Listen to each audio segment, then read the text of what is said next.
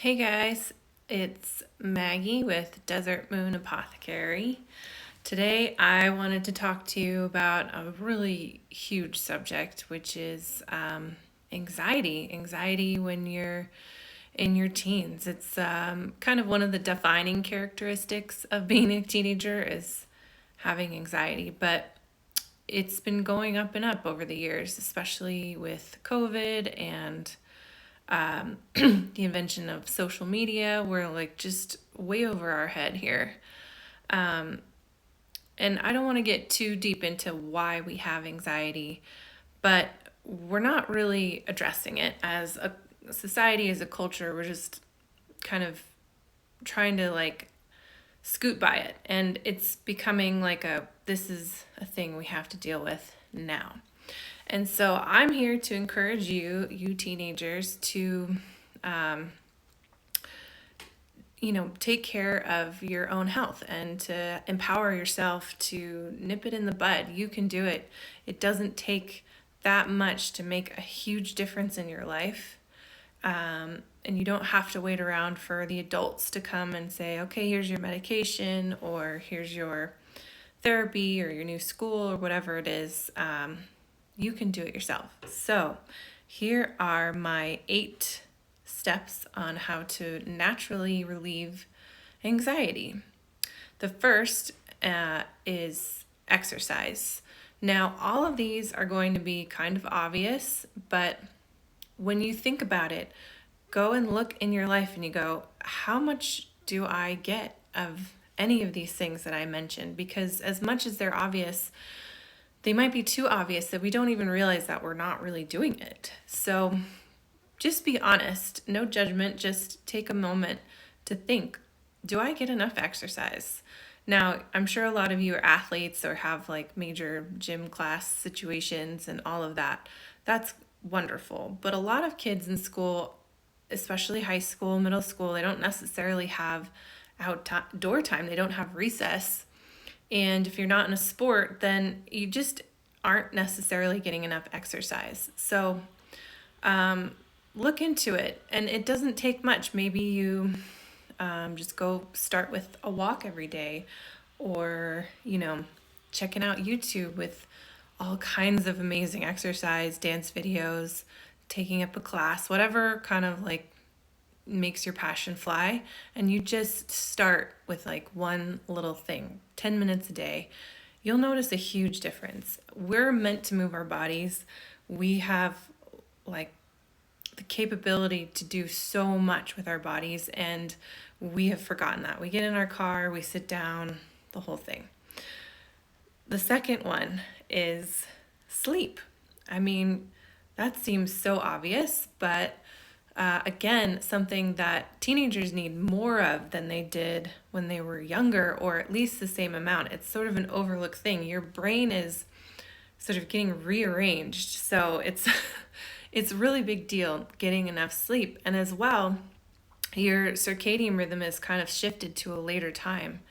But I think that's like overemphasized. And so you don't need to stay up till 1 a.m. It's just maybe more like 10:30 instead of 8 when you were 8 years old. But it varies how much you need as recommended for sleep. So some people say, 8 hours, around that for teens. Some say they need as many as 9 or 10 hours. But if you're only getting 6 or 7 a night, that can add up. And your nervous system, the main thing behind anxiety is just your nervous system is trying to tell you something is wrong, something's not working.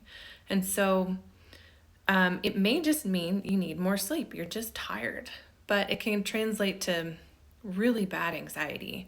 And you're always kind of like, what's wrong, what's wrong, what's wrong, what's wrong? Well, maybe you just need to go to bed. And not to discount the many struggles of your life, but if you're chronically tired, you will not have the brain capacity to address them. So think about it. If you can, just scoot your bedtime a little bit earlier, or if you have the luxury of having a later school time, get up a tiny bit later. Do increments, 15 minutes a night of earlier bedtime. And there's so much out content out there on like tricks to get more sleep. Maybe you need to put your phone, in the kitchen at night or whatever it is, but make it a priority. Like just even start with being genuine with yourself. How much sleep do I get a night? The third one is food, and this is a major subject. I mean, we could do whole videos on each of these ones, but people do not understand the importance of nutrition and anxiety. Your nervous system needs so many different vitamins and minerals to like optimally function. And again, anxiety is your body telling you something's not right. So if you don't eat enough protein, if you don't eat enough at all, if you have major gaps in between meals, this all will really affect your nervous system. And if it's chronic, it won't feel like hunger anymore. It will feel like anxiety. So I encourage you to really delve into it and what you do. The basics here: lots of protein, good sources of protein, not processed food. Even if you're a vegetarian or meat eater, good sources of meat, good sources of vegetarian protein like beans, tofu, eggs, meat, grass-fed, wild-caught. I know those are hard to find, but if you can, those make a huge difference. But just enough protein.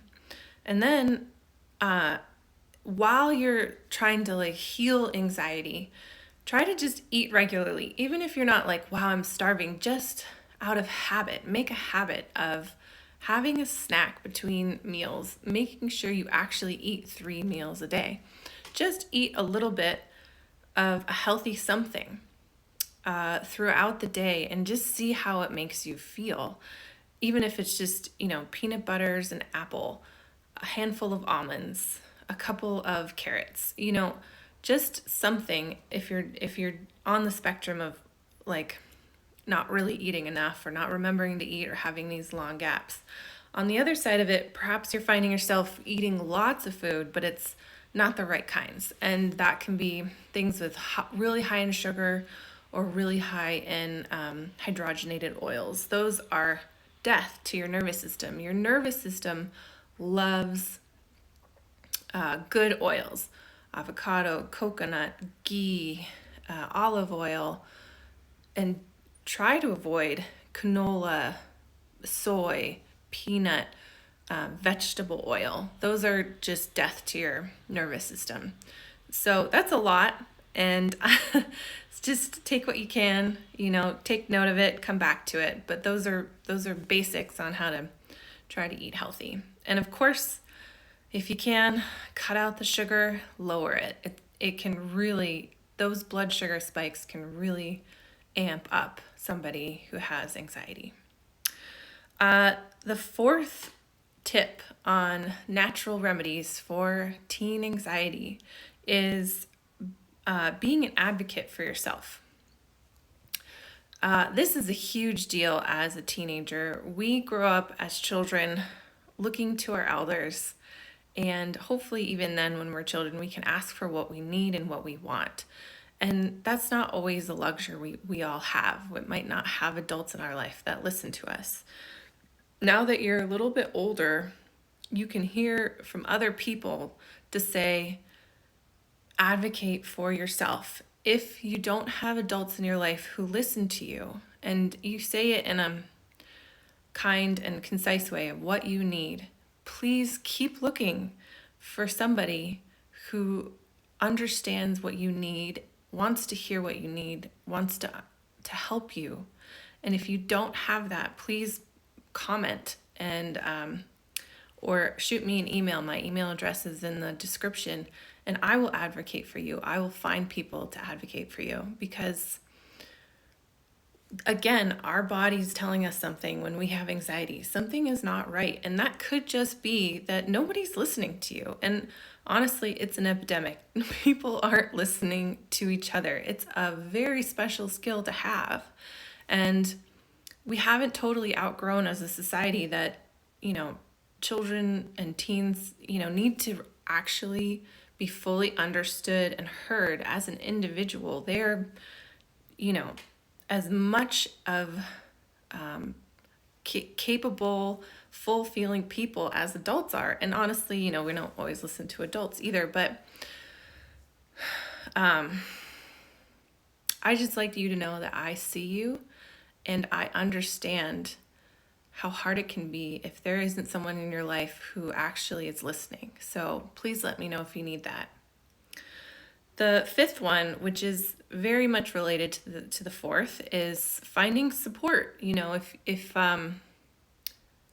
having just friends, having people in your life that you can have fun with, who can be there for you, who just, is around, or also known as like a therapist, something that can support. The difference between support and advocacy is just with advocacy, knowing that you deserve to have something that you need addressed.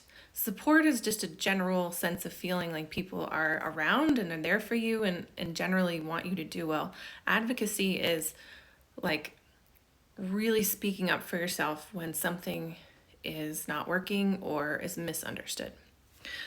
Okay, so then the sixth one is in the theme of natural healing, we have medicinal herbs. Now, disclaimer to the whole video, I am not a medical doctor, so you of course should consult with your therapist, your medical doctor, all professionals in your life. However, there are formulas you can just get at a lot of different grocery stores, but particularly like the Sprouts and the Whole Foods and the natural grocery places that have remedies that will just give your nervous system the tone and support it needs. It can just be like, oh, I just needed a little bit of help. And examples of this are Wish Garden makes a tincture and it's called Emotional Ally, and it describes itself as an herbal hug. These have herbs in it that just really gives your nervous system a break. And maybe it's just enough for you to feel like you don't have to panic through the whole day, or to help you get that little extra bit of sleep. And or if you're having just like one of those weeks where it's just like, this is bad, you can just take it then. Check out the herbal tincture section in your local grocery store. Just even a little lemon balm every day can change your life. Okay, number 7. This is also a giant topic, but the 7th one is having a bigger picture on life. So as teens and young people, we don't necessarily have the opportunity to get philosophical. I mean, what is up with this world? Why are we here, and what are we doing every day? Waking up, like going to the grind and trying to get the best grades we can, trying to be the most popular. Like, why? Why are we doing that? And some of this can be answered. Perhaps you're a religious person and you can look to your religion and you have faith in it.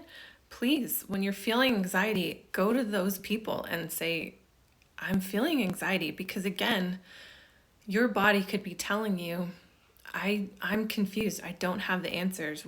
I need to feel what the bigger picture is. And that can be a religious setting, or it can be just vaguely spiritual in the sense that you just feel something connected to something bigger than yourself, even if it's just having a little bit of the feeling of goodness in what's out there in the world. Just even seeing like a bird, feed its baby, or the sun is shining on your skin. But overall, teenage years are a great time to like read books that you might not normally read. Delve into these ideas because you are ready for them, you're ready to hear them, and it could really change your life and ease that anxiety. Because honestly, you again have been just doing what you've been told to do, and just go to school and get good grades and make some friends, but like there's more out there to life, and it's time to go check that out.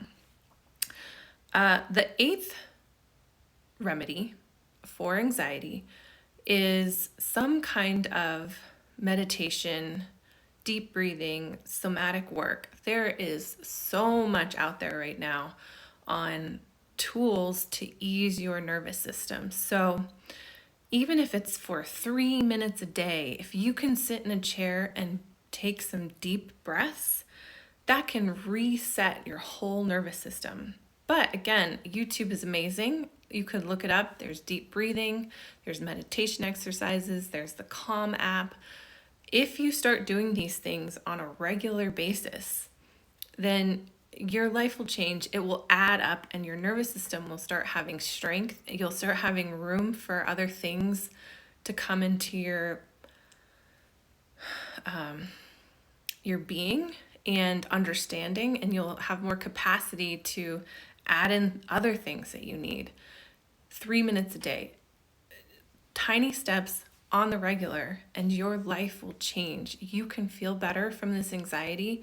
It can be debilitating, I absolutely know. And adding just 3 of these things could be a huge game changer. Now, I want to make a side note that all this stuff does not address the anxiety you may have from a major life event. If you've had a death in the family or a traumatic event, then please, seek support. And while these things could help, I want to acknowledge that you may just be going through something, and that's okay. And it's okay to have anxiety while you're in the midst of a major event or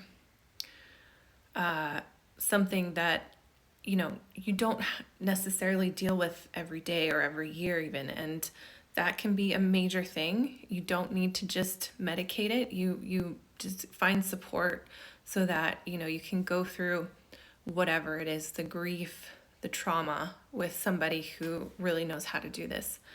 That being said, there's just this basic overall anxiety we're all really suffering with, and these tools can really help. Don't forget that it's up to you, and question what is going on in this world. Why am I doing this? You don't have to just play along. Okay, guys, thanks so much. Leave me a comment. I'd love to hear from you. Bye.